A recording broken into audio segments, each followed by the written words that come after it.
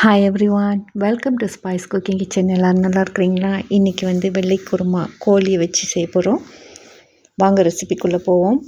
இதுக்கு தேவையான பொருட்கள்: 1 கப்பு தேங்காய், 3 பச்சை மிளகா, 2 வெங்காயம், கொஞ்சம் பூண்டு, கொஞ்சம் இஞ்சி, அதோட 2 பச்சை மிளகா. அப்புறம் அதுக்கு கூட பேஸ்தா செய்கிறதுக்கு கொஞ்சம் கசகசாவும் சேர்த்துருங்க, பெருஞ்சீரகம், அப்புறம் பிளாக் பெப்பர், ஒயிட் பெப்பர் எல்லாத்தையும் போட்டு ஒரு பேஸ்ட்டாக செஞ்சுருங்க. தனியாக எடுத்து வச்சுட்டு இங்கே வெங்காயம் 2 வெங்காயம் பெரிய வெங்காயத்தை நறுக்கி வச்சுருக்கேன். இஞ்சி, கொஞ்சம் பச்சை மிளகா, கருவேப்பிலை. ஒரு சட்டியில் தேங்காய் எண்ணெயை போட்டு பட்டை, கிராம்பு, ஏலக்காயெல்லாம் போட்டு தாளிச்சிட்டு இந்த வெங்காயத்தையும் நல்லா போட்டு வதக்குங்க.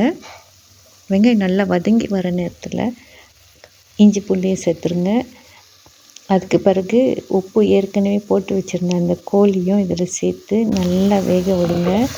ஒரு 10 நிமிஷம் நல்லா கிளறிட்டு அதுக்கு பிறகு அரைச்சி வச்சுருக்கிற அந்த பேஸ்ட்டையும் இதோடு சேர்த்துடலாம்.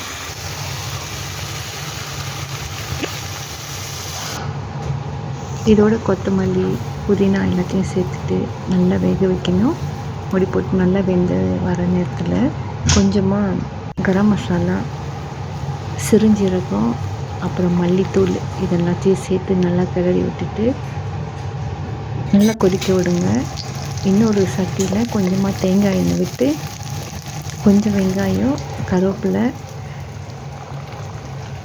எல்லாத்தையும் சேர்த்து அப்புறம் கொஞ்சமாக பட்டை மிளகாயும் போட்டு வதக்கிடுங்க. அது கறி நல்லா கொதித்து வர நேரத்தில் லாஸ்ட்டாக அதை ஆட் பண்ணி அடுப்பு அமைச்சிடலாம். இந்த கறி ரொம்பவே டேஸ்ட்டாக இருக்கும். உங்களுக்கு பிடிச்சிருந்தா ரெசிபி ஷேர் பண்ணுங்கள், கமெண்ட் பண்ணுங்கள்.